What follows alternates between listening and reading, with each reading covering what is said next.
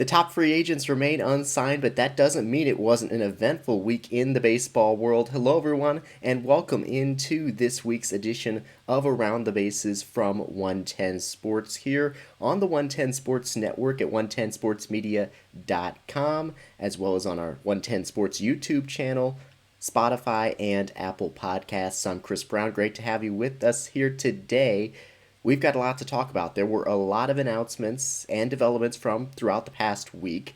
Many of those were tied to baseball's annual winter meetings, which were generally pretty darn quiet compared to previous years, but there was still a lot to talk about in other headlines and developments. We had the NL and AL MVPs of 2020, Freddie Freeman and Jose Abreu. They were named the winners of the Hank Aaron Award, which is given to the most outstanding offensive player in each league. For the second year, the league announced its all MLB teams, and there were no major surprises there.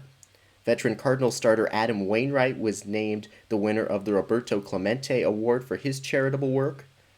Colorado Rockies reliever Daniel Bard and Royals catcher Salvador Perez were named MLB's Comeback Players of the Year. Also, MLB announced that it has invited 119 teams to join the minor leagues as part of a restructuring effort in which roughly 40 minor league teams are going to be losing their MLB affiliation. The Rule 5 draft took place on Thursday on the final day of the winter meetings. Former AL MVP Dick Allen, one of the most feared sluggers of the late 1960s, sadly passed away at the age of 78. And the Philadelphia Phillies have hired longtime MLB executive Dave Dombrowski to be their next president of baseball operations. And I could honestly spend about 20 or so minutes talking about any one of those topics, but instead, today here on the show, we're going to focus in on just a couple of major topics. One of those is the continued uncertainty revolving around the future of the universal DH. We have some new reporting from this week, but I think it might not mean exactly what people think it means, so I'll explain that here coming up. And our big topic for today's show, we're going to be breaking down the biggest moves of the winter meetings. Even though there were no stars who were signed, again, the top free agents, DJ LeMahieu, George Springer, JT Realmuto, Trevor Bauer, as of this recording, they remain unsigned, but that doesn't mean there still weren't some notable moves this week, so we'll get into those. There was a pretty big trade, there was another trade of note, and also a couple of free agent signings that we should also note as well. So let's go ahead and jump right into the show today in our topics. We're going to start with the universal DH, and earlier this week we learned from a report from The Athletic's Ken Rosenthal that MLB has instructed its clubs in a memo sent last week that they should operate under the assumption that there will be no DH in the National League in 2021. Now, Rosenthal noted in his reporting that no final decision has been made, and he wrote, quote, "Few will complain if the league and union reach agreement to the contrary." So, we've talked about this before. I've talked about this before here on Around the Bases. I've written about it. We've talked about it on 110 Daily. But there are several reasons why not having the DH in the National League in 2021 would be problematic. First off, players, teams, the league generally want the universal DH. It was put in place this past season as a special rule for the shortened season, the pandemic shortened season, and there is a consensus that is eventually going to become part of the next collective bargaining agreement, which needs to be negotiated to begin in 2022. And generally speaking, the consensus has been growing that it's coming and that people generally want it within the game. And the second thing you should know about this, which is why it would be problematic, is because if it reverts back to no DH in the National League for 2021, and then as part of the next collective bargaining agreement, as everybody expects, it becomes normal to have the universal DH, then all of a sudden you're in a scenario where you're going from no DH in the NL in 2019, a DH in 2020, no DH in 2021, and then back to the DH in 2022. And that's just messy for a number of reasons. It's messy from a historical standpoint, from a logistical standpoint, from a just it's annoying. That would not be good at all kind of standpoint. And also, I should note here as well, the idea of the DH leaving, or the idea of no DH in the NL for 2021.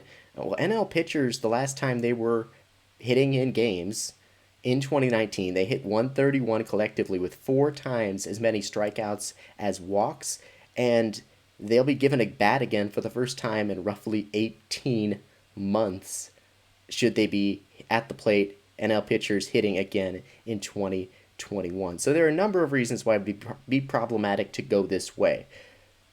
But I think this should be really important to note. I am still guessing. It is still my belief that we are likely to have the universal DH in 2021. And here's why. Everything is a negotiation to Rob Manfred, MLB's commissioner, even when it doesn't have to be. I think that there's a lot of this is a negotiating ploy on the part of Major League Baseball. Now, the statement that what we learned from Ken Rosenthal's reporting is just that they said, right, we don't have a decision yet, so you should not plan for universal DH. There's nothing inherently wrong with that in the sense of if there's no decision yet, you shouldn't plan for it to happen. But it would be very much in the character of Major League Baseball to threaten to do something like this to make the game worse in order to get the Players Association to concede on something financial. The league knows that eventually we're going to have the universal DH, but it's decided, and it appears, and I imagine this is the case, it is decided that it has no objection to there being a universal DH in 2021, but if the players want this, we might as well try to use it to get something else, to use it as leverage. But at the same time, the Players Association knows that as well, that the league isn't like actually opposed to there being a universal DH. So that could lead to another stare down between the two sides.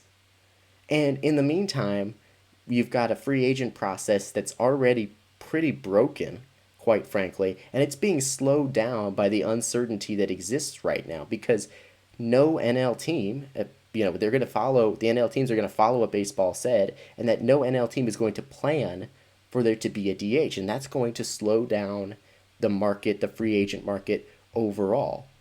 Because you have players like Nelson Cruz, strictly DH, but an incredible bat still at the age of roughly 40 years old. Well, he's looking for a 2-year contract, and even if he gets that or not, either way, he's trying to get as much as he can. This is going to be his last, notable contract, most likely. So he wants to know, is there going to be a bigger field? The NL team, no NL team's going to sign him right now, but if all of a sudden we find out eventually there will be a DH in the NL, then that could open up the field for him instead of limiting it to to a smaller pool of teams. So that slows down the process for him. That slows down the process potentially for a player like Marcell Ozuna, who, yes, he can play in the outfield, but most teams see him as a DH. Well, the Braves would like to bring him back, but are they going to do that if they're not sure if there's going to be a DH spot for him to play in 2021, or at least some of the time, to be in that DH spot? So that slows down the market for everybody. The Braves aren't probably going to want to make that call, or maybe not offer as much money to Ozuna. It slows down the market on players like Nelson Cruz. I wouldn't expect Kyle Schwarber to necessarily be signing anytime soon as a factor in, and that could be a factor. I should rephrase that. He could be signing soon, but that's a player whose market could get slowed down by this as well. And so those are some of my thoughts on what's happening here. I think that eventually there's a good chance we will get the universal DH. And ESPN's Buster Olney actually tweeted just a short time ago, as part of a tweet addressing the universal DH, he said almost everyone you talk to at the team level assumes that there will be a universal DH in 2021, but he said that the lack of clarity is affecting early bidding. So it sounds like team executives are pretty much in the same place, I'm judging that potentially well, in that team executives believe that they'll eventually get there, but they can't make big decisions based on their gut feeling that eventually we'll get the universal DH for 2021. So that, again, that's just another factor that's slowing down the market and causing problems. So, this is one of those situations where I've said it before. I think I said it on 110 Daily. This is a situation where everybody typically overall wants the universal DH to continue. This is a situation where MLB needs to step up, and they could come to an independent agreement to just institute that and get that clarity, even if there are other issues that are sidelined to table to deal with later, to get some certainty on that issue because it's something that everybody wants. But they've got to play it like a negotiation. They're dragging their feet, and it's causing problems for the off season. All right, our second big topic, and this is the bigger topic for today's show, let's talk a little bit about some of the biggest moves made at the trade deadline. And it was made at the winter meetings, I should say, not the trade deadline. Made at MLB's winter meetings. So it was a very quiet winter meetings period this year.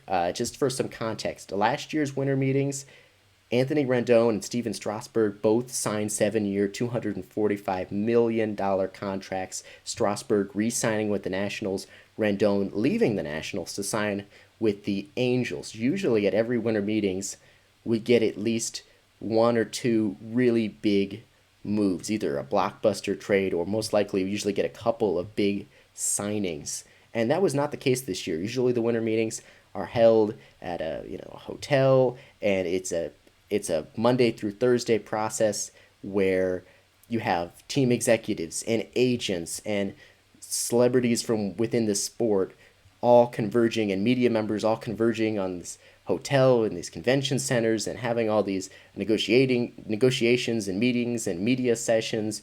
And that, of course, did not happen in that form. It was held virtually, which really means that it was sort of just a bunch of meetings set up, a bunch of Zoom meetings and conference calls set up between agents and teams and teams and teams, and agents talking to teams talking to other teams.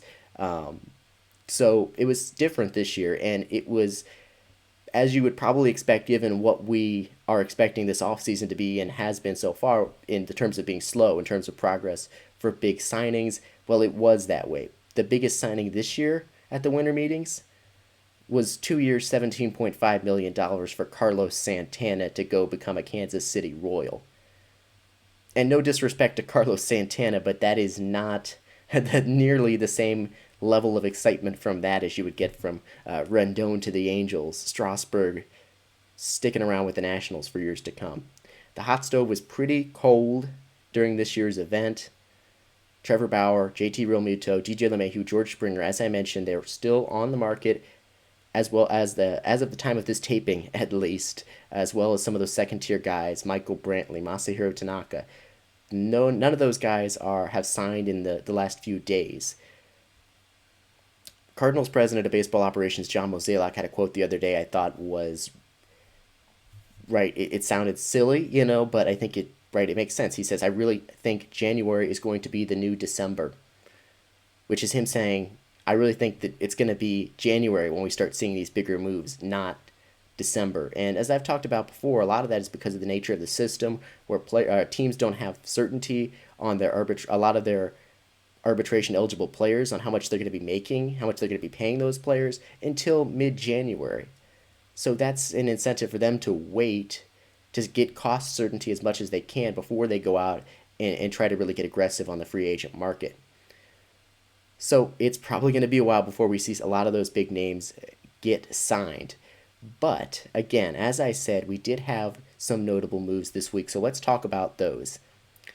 Well, let's start with the Chicago White Sox. They made the biggest overall move of the winter meetings, at least in my view, and I think it's pretty clear, in a trade that they made for a starting pitcher. Now, with the White Sox, of course, they emerged as a force in the American League in 2020, a breakout season. They made the postseason for the first time in 12 seasons. And in Game 3 of the AL Wildcard Series, they had to send out their guy to be their number 3 starter after Dallas Keuchel, after Lucas Giolito and Dallas Keuchel. And they sent to the mound Dane Dunning, their number 5 overall prospect. And he didn't make it out of the first inning of that game. And there's certainly part of that was just because they just had a quick hook for him. But part of it is because they didn't trust him to be that big game pitcher for them. They didn't have that third guy in the rotation who they could trust to go to for the big postseason game. And now, after the team hired the Hall of Fame manager Tony La Russa, it's clear, it's very clear, they are in win now mode. So they need that guy to be the third starter in that rotation. And so they went out with that in mind, and earlier this week they dealt Dane Dunning and left-handed minor league pitcher Avery Weems to the Texas Ranger for a veteran starter who is more than capable of being that big game pitcher, and that's Lance Lynn.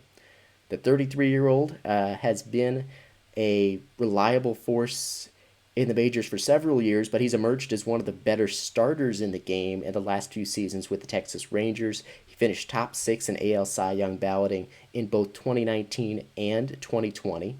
He's an absolute workhorse because he's thrown the most pitches and the most innings in Major League Baseball since the start of the 2019 season.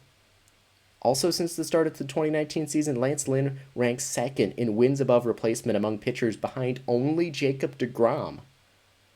He's been more valuable in wins above replacement than Garrett Cole, than Shane Bieber. He's been outstanding, and a lot of that has to do with how much he has improved his ratios, his strikeout rate in recent years, but it's also about his incredible durability and his ability to go deep into games start after start, which makes him a perfect fit for a White Sox rotation that, again, has Giolito and Keuchel at the top. That's really good, but then a lot of younger guys vying for those fourth and fifth spots in the rotation, guys who you necessarily can't count on to go deep into games. So Lynn fits in there as that dependable third starter in a postseason series who you trust. He complements the back end of that rotation because you know he's going to go deep. He's going to go 6 or 7 innings almost every time he's on the mound. And he helps improve that rotation overall from roughly middle of the pack to about top 10 in the major leagues. That's how big of an addition this is for the Chicago White Sox. And the loss of Dane Dunning, who again was their fifth ranked overall prospect, that's significant. But that, and of course you lose several years of control. Lance Lynn is only under contract for 1 more year. Again, a clear sign that this is a win now situation for the White Sox. They'd rather have the 1 year of the guy they can trust to be the big game pitcher over the several years of a guy that maybe he doesn't even ever get there, and if he does, you don't trust him right now. So roughly, so that's the situation that happened there with that trade for Lance Lynn for the White Sox. Now, from the Rangers' perspective, it was a bit of a head scratcher back in the regular season at the trade deadline when the Rangers didn't trade Lance Lynn. They had a horrible 2020 season. They're in full rebuild mode right now. It's likely going to be several years before they're competitive again, where they're really true contenders. And so it was a head scratcher why they didn't deal Lynn at the trade deadline. Then we learned from Ken Rosenthal of The Athletic that Lynn and his agent had apparently told the Rangers that he would opt out of the remainder of the season if he was traded somewhere he didn't like. So that explains that. And so then the Rangers waited until the offseason, and they traded a veteran in Lynn with 1 year remaining on his contract for a former consensus top 100 prospect who's in Dane Dunning, who's under team control for 6 years. Texas isn't going to be competing for a playoff spot in 2021, and Lynn isn't going to change that. He wasn't going to change that. So it makes all the sense in the world for them to trade him and get something for him now and get a pitcher who could be a significant part of the next contending Rangers team in Dane Dunning. And the White Sox weren't confident in his ability to be a big game pitcher for them right now, but the Rangers don't have to worry about that because they're not trying to contend in 2021. His upside, thought to be a mid-rotation starter, and he doesn't even have to be really a 2 or a 3 guy eventually in the rotation for him to prove to be a good deal for the Rangers to have made. If he can even just be a reliable 4, that's still a win for the Rangers. From their perspective. That doesn't mean it was a bad move for the White Sox, but it still makes sense from the Rangers' perspective if that's how that works out. And then they get a bit of a wild card lefty in Weems, who has some potential, but it's a bit iffy on what we can actually expect from him. So this is one of those trades where I really think it was a win-win situation. The White Sox are in win-now mode. They got that big game pitcher. The Rangers, meanwhile, they gave up a guy who's not in Lynn, who's just not going to change their overall outlook for next year. And they got back a prospect who could be a reliable starter in that rotation, who's under team control for years. So that made complete sense from both teams' perspective. Now, back to the White Sox. About 12 hours after the news that Lynn had been traded for, we learned that the White Sox had made an addition via free agency. They signed veteran outfielder Adam Eaton to a 1-year, $7 million contract. He's going to be their everyday right fielder, and it's a reunion between the two sides as Eaton played for the White Sox from 2014 through 16. He was a very good player during that time, or a good player during that time. He was on the field for about 145 games per season. And paying an outfielder like Eaton, who has a track record of production, an extensive one, $7 million for one season, was not inherently absurd. But there were a lot of reasons why this signing just did not make much sense, to be quite honest. Or at least didn't seem like a very smart move for the White Sox to make. Eaton was productive the last time he was with the White Sox, and was productive in his first couple seasons with the Nationals after that. But he is clearly a much worse player at this stage of his career. He's 32 years old. He's been roughly league average at the plate the last two seasons, so that's not a difference maker. He hit just 226 in 2020. He has regressed significantly on defense. His sprint speed has fallen significantly. He's striking out more. He's making weaker contact. It's a bunch of red flags. He also developed a reputation as a negative clubhouse presence the last time he was with the team. He rubbed a lot of players the wrong way. This is from multiple reports. This isn't just me saying this. I've read this I've read about this lots of places. So you combine all the red flags with Eaton, with the fact that this was a market just flooded with corner outfield types, so you would have fewer red flags, higher upside, from David Dahl to Eddie Rosario to Kyle Schwarber to Robbie Grossman. There were just a lot of other moves that would have made a lot more sense for the White Sox and wouldn't have likely come at a much more expensive cost. So they followed up the Lance Lynn trade with a bit of a head scratcher. The need for an outfielder made sense. They wanted Eloy Jimenez to get into a DH role full time, so they needed an outfielder. But it just didn't make a lot of sense why they decided to invest in Eaton that way when there are just so many red flags with him at this point of his career. He could bounce back. He absolutely could bounce back, but it just didn't seem like a very smart move. All right, another thing you should know about another trade that was made during the winter meetings was the first major move of the winter meetings. The Reds traded closer Raisel Iglesias and cash to the Los Angeles Angels in exchange for reliever Noe Ramirez and a player to be named later. That was on December 7th. Now, let's start from the Reds' perspective.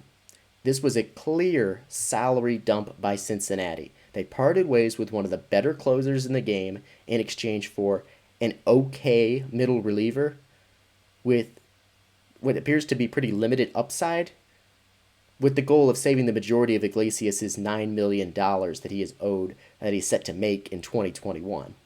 Now, this came just about a week after the Reds non-tendered another proven late-inning arm, Archie Bradley, the former Diamondbacks closer who they acquired at the trade deadline.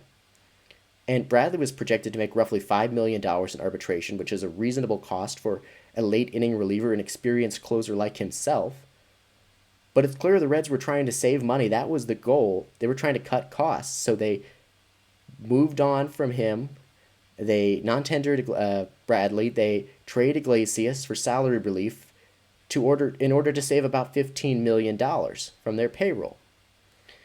And this just doesn't make sense I understand teams are trying to cut costs, of course. It's clear what they're doing, but it doesn't make much sense logically given the position that they're in. The Reds are about to enter year 2 of 4 in contracts with Mike Moustakas and Nick Castellanos, which were the largest contracts ever given out in Reds history. The time for them to compete is right now, and there's an opening in the NL Central because there's no truly great teams in there right now. There's good teams, but no truly great teams, and everybody's trying to cut costs or not spend more money. The Reds have a wide opening to compete in the NL Central, and they've decided to actively make themselves worse in order to cut costs. It seems unlikely Trevor Bauer is going to return. There's been rumors that Sonny Gray could very well be traded. The NL Central is up for grabs, and the Reds are in a good spot to compete right now, and they don't appear to be trying to do that. Now, I will say this, the picture could change for them if they decide that they're going to start spending that money elsewhere or swing a big trade. It could change. And it's too early. This is one of the things I am adamant about is you cannot judge a team's entire postseason based on early moves, right? You have to wait till it all plays out to see what the overall strategy was, to see how, to see, because technically the Reds could turn around and invest this money in bringing back Trevor Bauer or something like that, and all of a sudden the picture changes.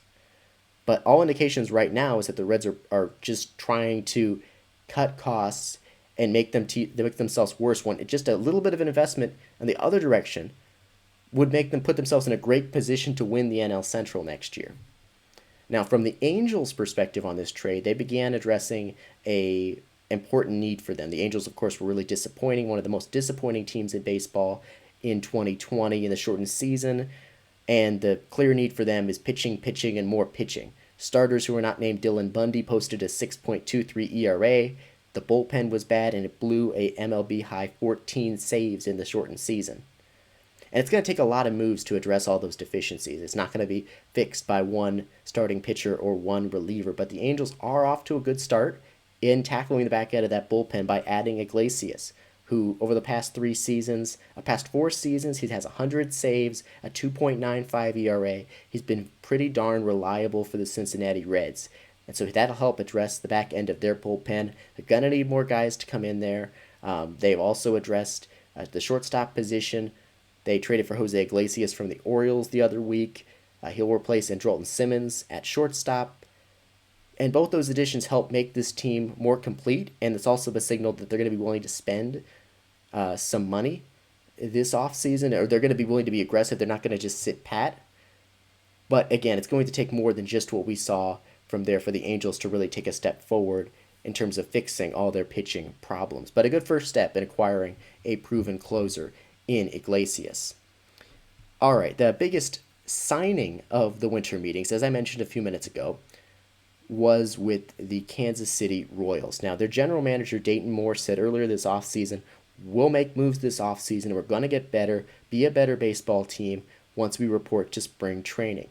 And those clearly weren't empty words. The team has since signed outfielder Michael Taylor, starting pitcher Mike Minor, first baseman Carlos Santana. And Carlos Santana, that move coming during the winter meetings this week. Now, none of those moves are going to significantly move the needle for the Royals in terms of them going from a non-competitor to a contender in 2021. They're not huge needle movers, but with teams throughout baseball, and especially in the central divisions, largely cutting payroll, or at least not likely to spend much, these are notable developments because the Royals became the first team in baseball to twice go above the expected contracts for free agents. That in and of itself is significant. Minor signed a 2-year, $18 million deal we talked about on the show last week. We talked about that deal. He'll provide hopefully some stability for that rotation. And then there was the move for Carlos Santana this week. $17.5 million for 2 years, which is more than I expected him to get. The veteran slugger's coming off a poor 2020 season. He hit just 199. That is ugly. And he's in his mid-30s, so there are plenty of reasons to be concerned, but there are also plenty of reasons for optimism with him as well. He led the American League in walks. He is a high on-base percentage guy. He gets on base. He does not strike out much. And his StatCast numbers reveal that he also likely had some bad luck. His expected batting average was .253. His expected slugging percentage was 100 points higher than it actually finished in 2020. So there's a good chance that a lot of his struggles in 2020 were a bit fluky, and that we can expect a bounce back based on that.